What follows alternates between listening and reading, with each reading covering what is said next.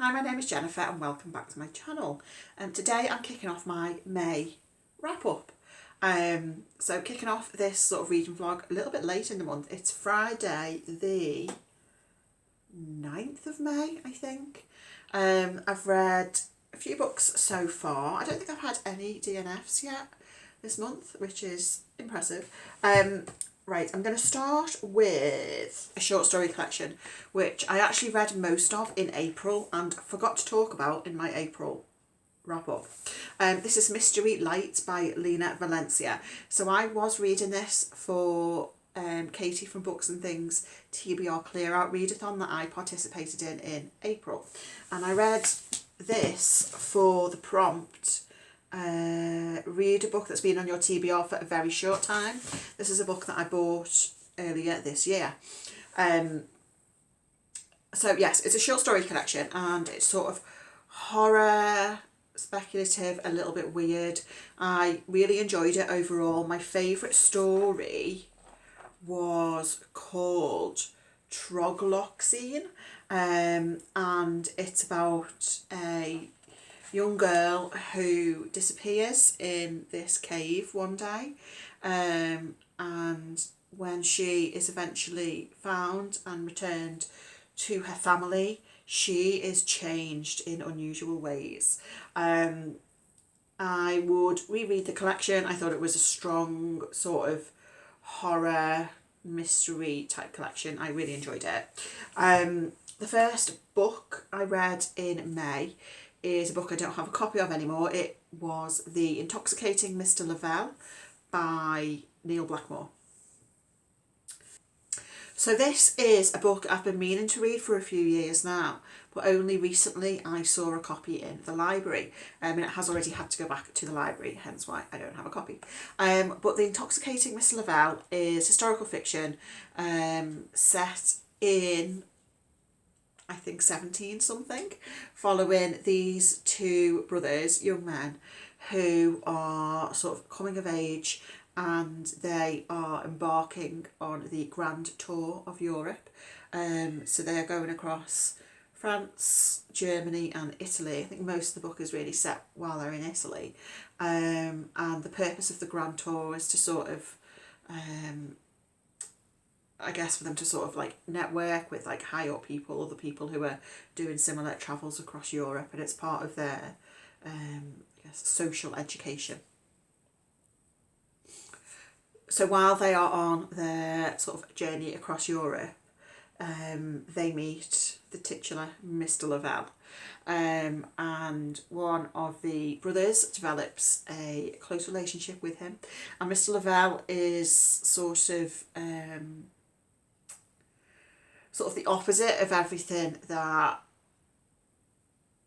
they are sort of trying to be introduced to in like high society, and he is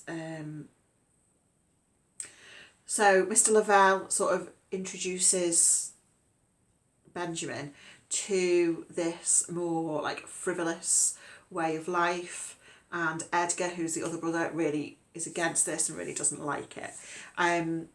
I thought the characters were really interesting, and I really enjoyed the plot of the book. Like, it is quite a plotty book, and it's also quite impactful as well, and quite moving in parts, I would say. And we see how the brothers both come to learn more about their own sort of personal identities, and then in particular Benjamin in terms of sort of his relationship with Mr. Lavelle. I thought it was wonderful, and I think it's probably going to be on my best books of the year list. Next is a reread. This is Ordeal by Innocence by Agatha Christie. So I reread this for my library book club. We are meeting tomorrow morning. So I have read all of Agatha Christie's mysteries many times. I read them all as a teenager, and then I reread them and reread them and reread them. So I reckon I've read this book at least 5 or 6 times. And it's a standalone, so there's no Poirot or Miss Marple, and I think it's a really strong standalone. So we are following a sort of a, it's not a cold case because it was solved and someone was put in jail for it, and subsequently died in jail.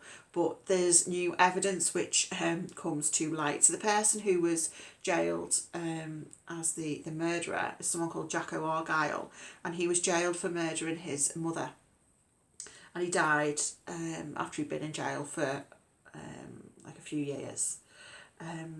But in the present day, this doctor comes forward with this evidence that for various kind of ridiculous reasons, i.e. he was in a coma and on an Antarctic exhibition, he was unable to come forward with this evidence at the time that would give Jacko an alibi for the time of his mother's death. So this doctor now comes forward years later and sort of, because it turns out he like gave Jacko a lift. This is all right at the start of the book. Jacko a lift at the time that this mother was murdered, and so the doctor thinks that he's coming into the family with this great news because Jacko's name will be cleared, but then what quickly becomes apparent is the fact that due to the circumstances of the murder, there are only sort of very few people who had the opportunity to murder the mother, and all those people are family members. So actually it's all well and good that Jacko didn't do it, but it means that someone else in the family is a murderer.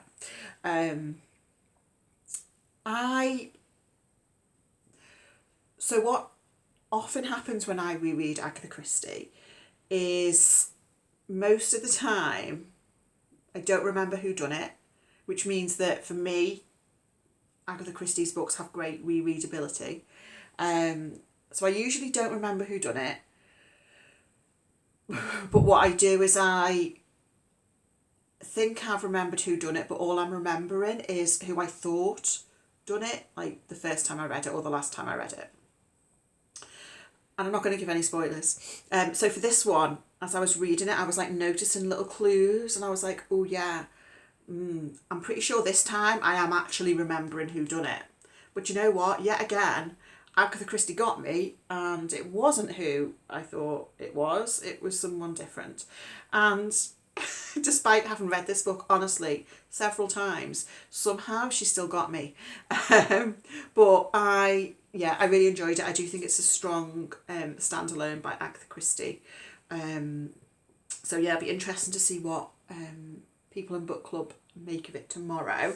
And then I've also read Old Soul by Susan Barker. This is a book which I think has been relatively recently published, in the UK at least. I saw it in the bookshop recently and thought it sounded interesting, so I got it out of the library. This is a horror novel and it's quite unique. So the book opens up with these two characters meeting in Osaka airport, and they discover a connection between the two of them. So we've got Jake and Mariko. So Jake's best friend and Mariko's twin brother have both died in somewhat unusual circumstances, and both those people reported that they had encountered this sort of strange woman not long before they died. And so what the novel then becomes is we have two sort of threads running through the novel. One is Jake, who sees the connection between these two like circumstances and starts to research this and look into this more. And we have chapters called testimonies, like every other chapter is a testimony of a different person who Jake has tracked down, who has known someone who has died in somewhat similar circumstances, having these unusual encounters with this woman who seems to be the same person in all these different stories. And then the other sort of thread that goes through the novel is this young girl who is on like some sort of like photo shoot in the desert, and she's been enticed by some woman to like do this photo shoot. So, and the woman has sort of promised her, you know, fame and fortune, and she'll be like an online sensation and all of this. So the book overall, I'd say, is pretty creepy and unsettling. I think it took me a bit to get into and to understand, sort of get to grips with the overall structure of the novel and how the different sort of parts of it were fitting together. It's a sort of book, I would say, that needs concentration, and there were certain aspects of it that I'm not sure I quite understood or got the relevance of. Like there's aspects of it that I'm not sure I could even explain what was meant to have been happening, even though I think maybe I should be able to. I haven't read it, but so it didn't entirely work for me. However, I admire the ambition of the book. I do think it's a really interesting horror novel. So if you're a horror fan,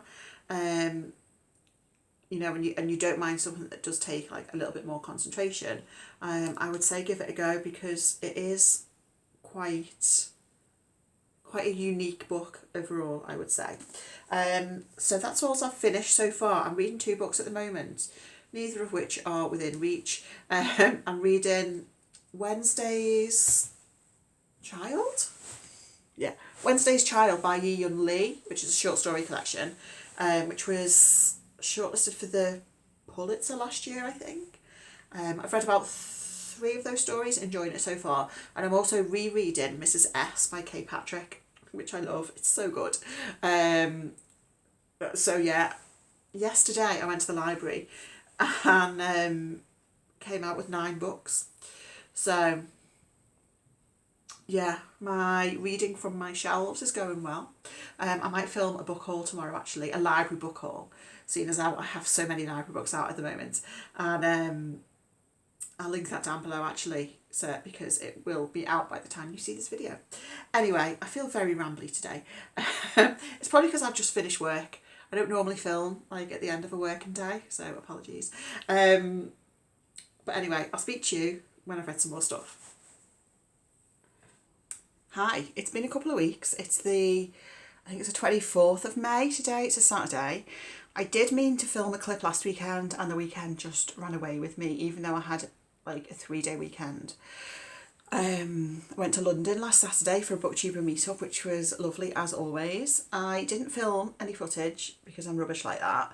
I took 1 picture, and that picture was of a cat. So I'm going to link Charlie's vlog down below, Charlie from Charlie Brook Reads, who did a great vlog of the day, and so you can see what we got up to if you are interested. But it was a great day. It was a long day. I left the house at like 6:10 in the morning, got back at 10:30 at night. So a very tiring day, but a very fun day. So I just sort of didn't have time last weekend to film a clip. So I have got about 6 books to talk about now, and we've still got another week left of May. And it's a bank holiday weekend this weekend, so 50% extra free, which means more reading time. Right, let me talk about a DNF first. This is Wednesday's Child by Yiyun Lee. Since I think I mentioned this in the last clip, since then I've read 1 more of the stories in this collection. So I'm just under halfway through, but I've decided I am going to DNF it. So we'll take out the bookmark. This is a short story collection. It was shortlisted for the Pulitzer last year. And I think it's just not for me, which I should have guessed, really. It's very literary. Now, I don't like the word literary, but I'm using it there because I feel like you'll know what I mean. The stories are pretty plotless, and they just sort of end, and I mean, I find them a little bit dull. Now, that's not to say they're not good stories, because I'm sure they are, but they're just not my type of short stories. I like short stories that do have a bit of a plot, and these don't. I couldn't even tell you what the stories I've read were about, but according to the back, the stories talk about loss, alienation, ageing, and the strangeness of contemporary life. So, I mean, as I was reading the ones that I did read, I thought they were fine, they were okay, but just not really my cup of tea. So that is a DNF. Right, we're going to do these in no particular order. I reread a book for Ben's Read Good prompt for May, which is a Deja Vu, reread a book, and I reread Mrs. S by Kay Patrick. So I read this when it was first published 2 years ago. It was my favourite book of that year, and having reread it, I think this is probably like a top 10 favourite book of all time. I absolutely love it. I've tabbed this it up a little bit, and I mean, it's just so wonderful. So what is it about? It is, our narrator is a matron who's come over from Australia to a all-girls boarding school in England. It's sort of, I don't think it specifies time, and it does have a sort of out of time, anytime sort of feel to it. Anyway, so she comes over to work at this boarding school as a matron, and she becomes infatuated with Mrs. S, who is the headmaster's wife. The story is told in a little bit of an unusual style, like not massively so, but I feel like some people might not quite get on with it. So for example, it doesn't have speech marks, and the dialogue is consumed within like paragraphs. I think it's still pretty easy to tell who's speaking, but I think what that does do is it lends the book this sort of almost like a little bit of a blurry, fuzzy feel. I don't know if I'm describing that very well. It gives it this sort of atmosphere, like, I don't know, like through a smoked lens almost.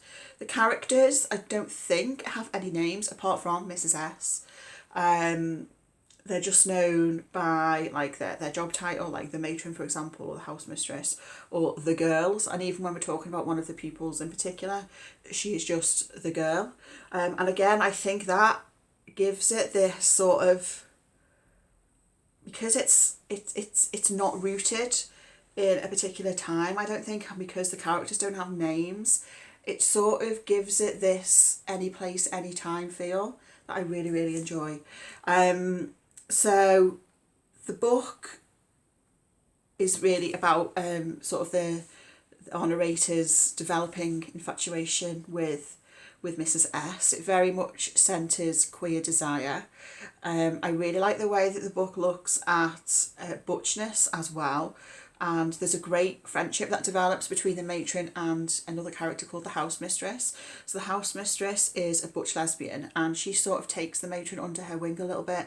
She'll like take it out to bars and stuff, and I think the matron sort of looks up to her in a way, and it's like a funny relationship. It's a really, really lovely friendship, and it might actually be my favourite thing about this book. I just think it's a really, really wonderful friendship. Yeah, I just love this book so much. I like it really. It gets under my skin in a way that kind of reminds me of Affinity by Sarah Waters, which is a very different book, but that is my favourite book of all time. But that's a book that like totally gets under my skin, and this book gives me like a similar feeling when I read it. Even though they're quite different, they do both centre, I guess, female queer desire. And yeah, I mean, I love this book. I can't wait to see what Kay Patrick does next. It's so wonderful. Right. Okay, next we'll talk about my pick for Misery May. So Misery May is a readathon hosted by Gemma from Gemma Books and Scott from Gunpowder Fiction and Plot.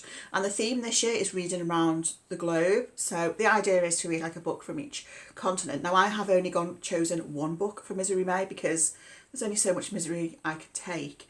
But this was a great book. This is The Love of Singular Men by Victor Heringer, which who was a Brazilian author. This was translated from Portuguese by James Young. So this was first published in 2016, and then this translation was published a couple of years ago.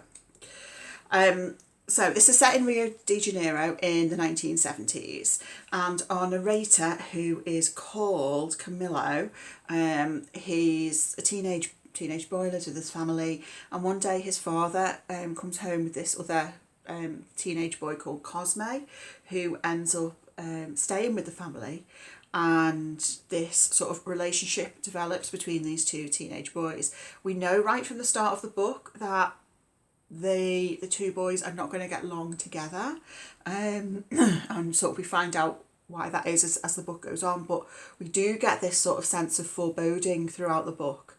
It is a lot.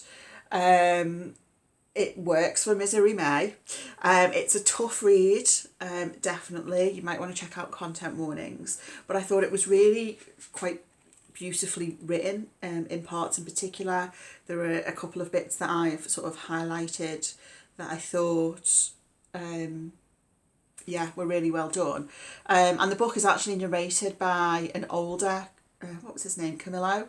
So an older Camillo who is looking back at, his youth, his relationship with this other boy. The author died by suicide just before the age of 30. And knowing that, reading the book brings in another layer of, I guess, sadness to it, really. Because we have our narrator who is looking back at his youth, and we know that the author never sort of reached that age. But I did think it touched on aspects of like mental illness, I thought, really well. The book is interestingly structured, and we sort of come to a bit of a climax around the middle of the novel. It's a book I do want to reread because I think there were a couple of points where I caught on to things a little late. So having read the whole thing, I would definitely like to go back and read it again at some point in future to really sort of appreciate what the author was doing here, because I do think it's a really quite a remarkable book. So yeah, I would definitely recommend. Totally Works for Misery May, but it's a great book.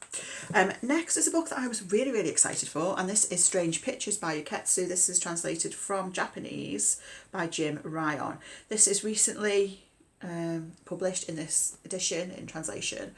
Uketsu is a Japanese YouTuber who, on the back of the author picture, he's there in like a mask, so no one knows his identity. He only appears online wearing this mask and speaking through a voice changer. And apparently his books have sold millions of copies in Japan. And this is like a murder mystery novel that centres around these strange pictures which sort of link three different storylines together.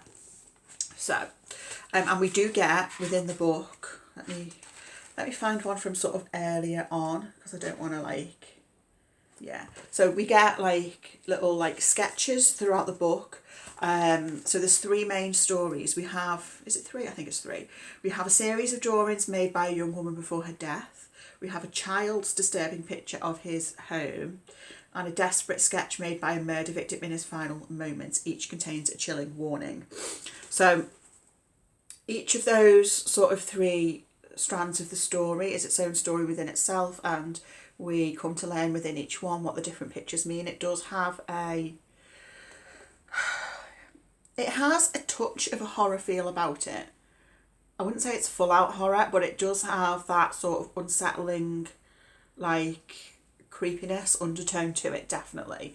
And it is very sort of intriguing throughout as you find out what's going on in each of the sections, and then ultimately sort of how those threads all come together. It is quite dark, I will say. This is definitely not a cozy, but I thought the story overall was really, really well done. I really enjoyed it. Apparently there's a couple of other books in this series, Strange Houses and Strange Buildings, which are forthcoming soon, and I'm definitely going to be looking out for those. I did just see this morning that Strange Houses apparently is available on NetGalley, and if you might have seen me mention this, I think in my last wrap up. I need to avoid NetGalley because I really don't get on with ebooks, but I was kind of tempted, but I've resisted. I'm just gonna hope one of my libraries gets it, but that was really good. Should we stick with the Japanese theme? I read Gold Mask by Edogawa Rampo. This is a Japanese mystery novel which was translated by William Vartaressian. So this was first published in the 1930-31. And it's the Edogawa Rampo was a pseudonym for Taro Hirai. Edogawa Rampo is a transliteration of Edgar Allan Poe. I read The Beast in the Shadow by this author a few months ago and really enjoyed this. And this one again I really enjoyed, but it is quite different. It is a mystery novel. It has more of an action adventure feel to it. So Gold Mask of the title is this sort of criminal thief mastermind who wears a gold mask to disguise his identity and is sort of like terrorizing the streets of Tokyo. And we have the detectives following him, trying to catch him, trying to unveil his identity. It's an episodic novel, and each chapter sort of contains its own little mystery. Like there might be a situation where like Gold Mask has like got to the top of this tower and the police are chasing him, and then all of a sudden he disappears. How on earth did you do that? But then you sort of find out within that chapter, and then the chapter will end with another cliffhanger, and then you'll get to the next one. So it's very pacey, there's lots of action. And at first I was a bit like, there's a lot going on here. And then when I looked into it, I realised that the book was originally serialised. So of course if it was published in, I don't know, a magazine or a newspaper, that's why each of the chapters sort of feels like its own little bit of the story, and then you get this cliffhanger, so you'll, you know, buy the paper next week or whatever. But I thought it was a lot of fun, intriguing, and what I really liked about this one is how it is in conversation with Western crime novels, detective fiction, in a really interesting way. And I won't say any more than that, but I do think, like, if you're an aficionado of the sort of crime mystery genre like I am, I would recommend this. I think it's a really fun, interesting story. Sticking with crime, I read Crossed Skis, an Alpine Mystery by Carol Carnac. This is one of the British Library crime classics. This was first published, I think, in the 50s, 52. So Carol Carnac is a pseudonym of Edith Caroline Rivet, who also wrote under ECR Lorac. So I have read at least one, maybe two books under ECR Lorac, which I have enjoyed.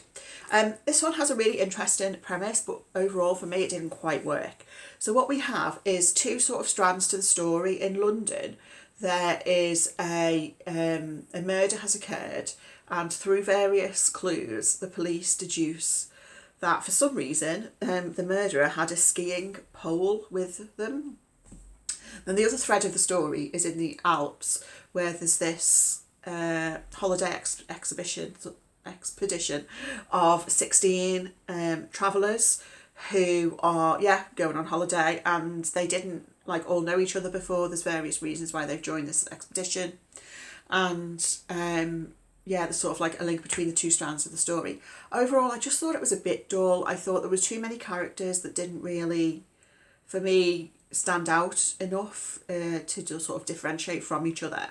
In terms of the stuff that happens in the Alps, I wanted it to connect sooner to the other stuff. I wanted there to be more oomph in the Alps part of the story, because I feel like that was ripe for some, really sort of interesting stuff with that sort of like closed circle of suspects, and it just was a bit of a damp squib for me. So overall, I wasn't super keen on it. I mean, I finished it because I was intrigued, but I only gave it 2 stars.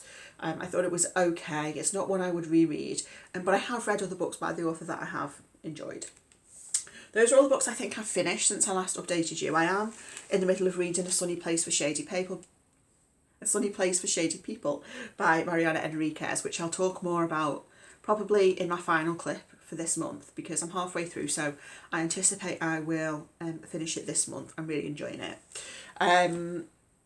Oh yeah, I do have another book over there which I'll talk about in the final clip, because it might be a DNF, but it might just be a DNF for now. I need to have another look at it and see if I'm going to sort of try and persevere with it for the moment or not. I'm thinking I'm probably probably not. But we'll see. So anyway, that's all for now. I need to go to the library. I need to pick up a book, take some books back, and I'll speak to you again at the end of the month. Hello, it's now the end of the month. It is the 31st of May today, and I have finished 4 more books and DNF'd 3. And then I will tell you what I'm reading at the moment as well. So DNFs first. 2 of these DNFs are DNFs for now.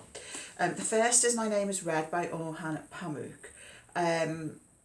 This is translated from Turkish by Edogawa. So My Name is Red. I really want to read this book because it seems really, really intriguing. I made it up to page 74, but it's quite complex and requires a lot of concentration and brain power, which I feel like I just can't quite commit to at the moment. So it has a really interesting opening. We open from the point of view of someone. The first sort of chapter is called I Am a Corpse. And we open from the point of view of someone who has been murdered and their body has been like thrown into the bottom of a well. And then all the chapters have these are called like I Am Called. So like we have I am called Black, I am a dog, I'll be called a murderer. And it took me possibly longer than it should have done to click onto the fact that the chapters are being narrated by different people. Like one of them, the one that's I am a dog, I think is being narrated by a dog in a picture. And I need to concentrate for this book, but I really do want to give it another go because it seems really good. And I've heard really, really good things about it. But the bookmark is going to get removed and it will go back on to the TBR shelf. I do have another book by the author. I think it's called, one moment. This one, The Black Book, which, I mean, I have no idea if this is going to be any easier to digest, but potentially I might try this one first before circling back around to My Name is Red, but I do want to give that another go at some point. The other one, which I think is probably a DNF for now, is The Case of the Gilded Fly by Edmund Crispin. This is a murder mystery novel, first published in, I think, 1944, and it's, oh, sorry, I was just looking at who was walking past. It's about a young woman who's found dead in college. Have we even had the death? It's post. He's not a postman. Anyway, I think we're about to get the death. I've made it to page 56. It took a bit long in the build-up and there was quite a lot of characters and I completely lost track of who was who. I have read from this author before and really enjoyed other books by them. So I think potentially I'd like to give it another go. I need to ask my dad if he's read this, because if he hasn't got on with it either, potentially that's a sign maybe not to try again. I don't know, we'll see. But that's a potential revisit. The DNF that I think is a definite DNF is The Colour of Thunder by Suzanne Harrison. This is a book that I acquired through, I think, my advent calendar. I had a book advent calendar for a few years on the run, and which was like really exciting. I loved it, but it means that there's quite a lot of books on these shelves which I haven't necessarily like chosen myself as books I want to read, and this one did look really interesting. I didn't make it very far. I think probably maybe even less than 50 pages. It's set in Hong Kong and it's about, it says the lives of 6 people become intertwined. The past is catching up with those running away from it. It just wasn't really grabbing me to start with. And then I looked at reviews, and sometimes I don't necessarily take a lot of stock by reviews or by average ratings. But sometimes if I'm like, do I want to really persevere with this? I do, and then I'll look for the reviews that just back up what my thoughts were and ignore the other ones. But this has like a 2.7 average rating on Storygraph, and I think just over a 3 average on Goodreads. And I was like, yeah, I'm probably not going to bother with that one. Anyway, onto the books that I have read, because I need to go to the library today to take this one back.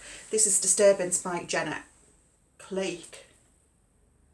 Clake. Do you know, I literally thought that was Clark, and I feel like I've probably talked about this in a library haul, and it's only now, after having read the book, I can see her name is Jenna Clake, and not Clark.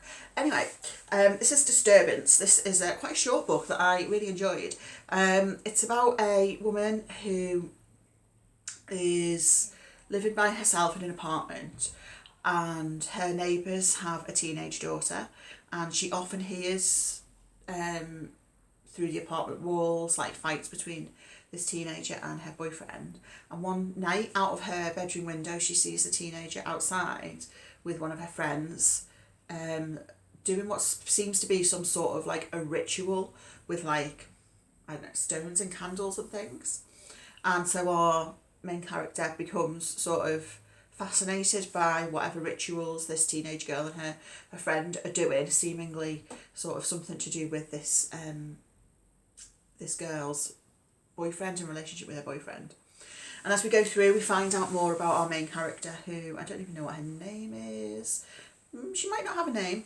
And her background and what's brought her to be living by herself in this apartment, and her past relationships, and particularly an abusive relationship that she was in. I don't normally like witchy type books. I don't know why. It's just something that I never tend to like. This one I didn't mind, because the witchiness and this sort of like the ritualiness of it is really very much in the background. It's really about our narrator and her story and the things that she has been through and that sort of thing. So it is quite a difficult read in part because of the content, but I thought it was, I enjoyed it. I thought it was a good book. Next, a book I've been meaning to read for some time. This is Kitchen by Banana Yoshimoto. This is translated from Japanese by, by Megan Bacchus. So, this is a very short book, and actually Kitchen is, I guess, a novella, and then there's another short story at the end called Moonlight Shadow, which I believe is included in a lot of editions of Kitchen. I don't know if it's included in all of them. So this book was first published in 1988, so quite a long time ago. And I did enjoy it, and I would read more from the author. It's about a woman whose grandmother has died, and so she is dealing with this grief, and then she befriends someone who knew her grandmother. And should we give these people names, because they do have names? But they're not on the back, so I'm not going to, because I don't remember them.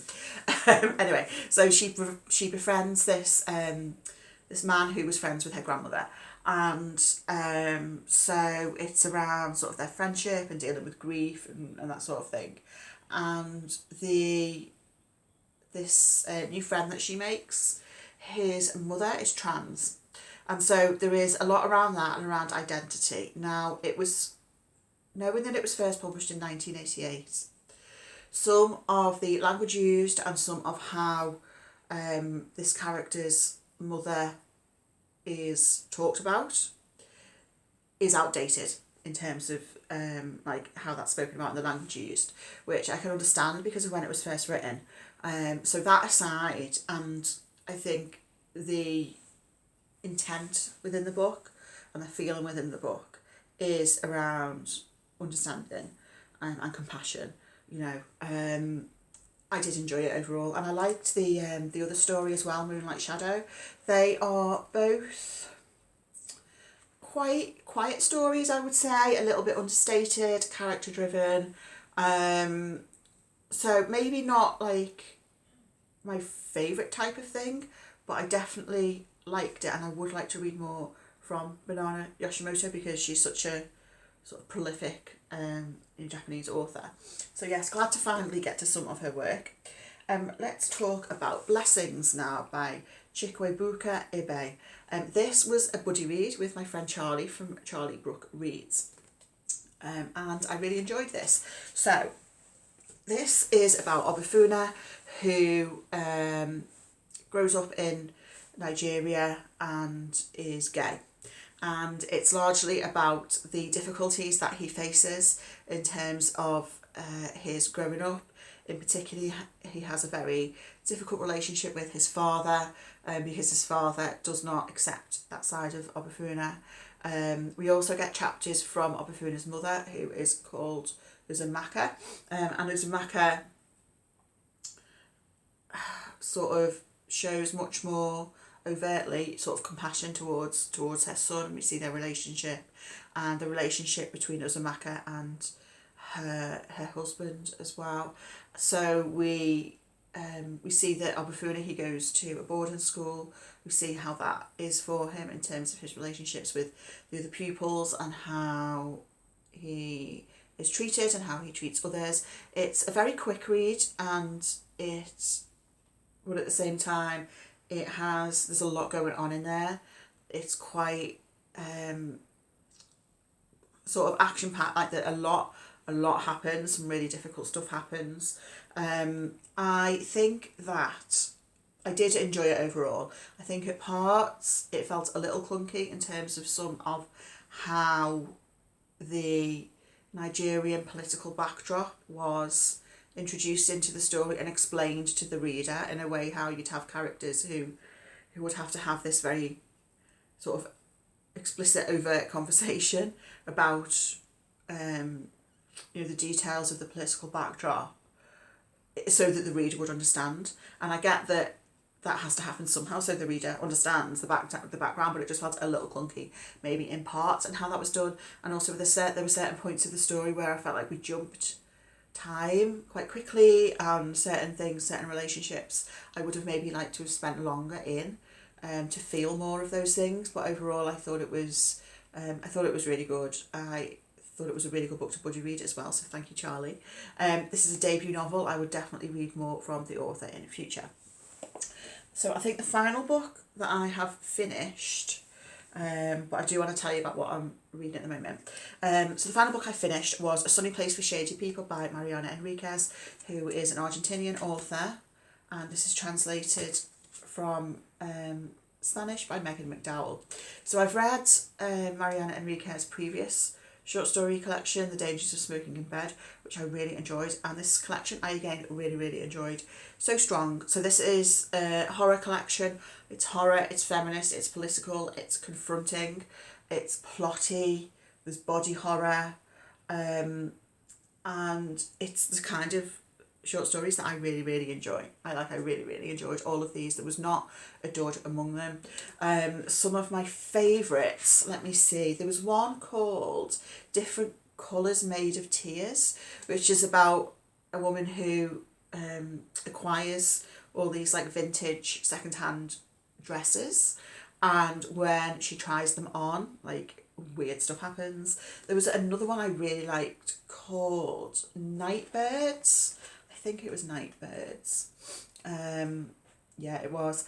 And it's a story told from the perspective of a young girl, and it's about her sister Millie and like the relationship between the two sisters, and there's some like really good stuff in there. I don't want to give any spoilers, but it's the kind of story that I really enjoyed in terms of some of the like weirdness, speculative type nature of it. I really like Mariana Enriquez. I do want to read Our Share of Night, which is Mariana Enriquez's novel, which is like quite long, isn't it? I did try to read it when it first came out a couple of years ago. So I got like this massive hardback out of the library. I think I was the first one to borrow it, and I DNF'd it in the knowledge that I wanted to go back and read it at some point, because it is a very long book, and I think at that time I just was like, I know I can't quite commit to this at this point, but especially now that the paperback is out, I would like to read it. And I noticed my work library does have a copy, so I'm kind of tempted to just go get it out now, because I can keep books from my work library for like a couple of years if no one else borrows them.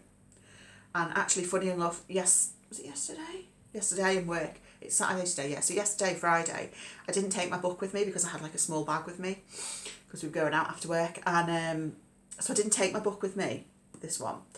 but when I went into the library at work, they had a copy of this. So I finished reading the final story yesterday lunchtime from the copy they had in the library, which I thought was a cute thing to do.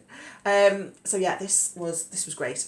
So I feel like that was quite a good reading month. I will tell you what I'm reading at the moment, because last Sunday, I think I was in the middle of a few of these and I'd had a couple of DNFs, and this is a book that I knew I wanted to get to at some point this year, but all of a sudden I just had the urge that I really wanted to pick up Little Women by Louisa May Alcott. So specifically the second book, which is called Good Wives. So I think most editions of Little Women do include Little Women and Good Wives, because, well, certainly there's memorable stuff that happens in Little Women. It doesn't actually happen in Little Women, it happens in Good Wives. So I reread Little Women last December, and knew I wanted to continue on with Good Wives again, which is a reread, and I just felt the urge last weekend. I wanted something comforting, something lovely. So I've still got like that much left to reread, but I'm just really enjoying it. It's just what I need right now. So that is very lovely. So is that everything I need to talk about? I think that's everything I need to talk about. Thank you so much for watching. Do let me know what you've been reading, and let me know if you've read any of these books and what your thoughts are. If you've made it this far and you don't know what to comment, leave me a sun emoji for a sunny place for shady people. Thank you so much for watching. I really appreciate everyone who watches my videos. I hope that you are doing well, and I'll speak to you again very soon. Bye.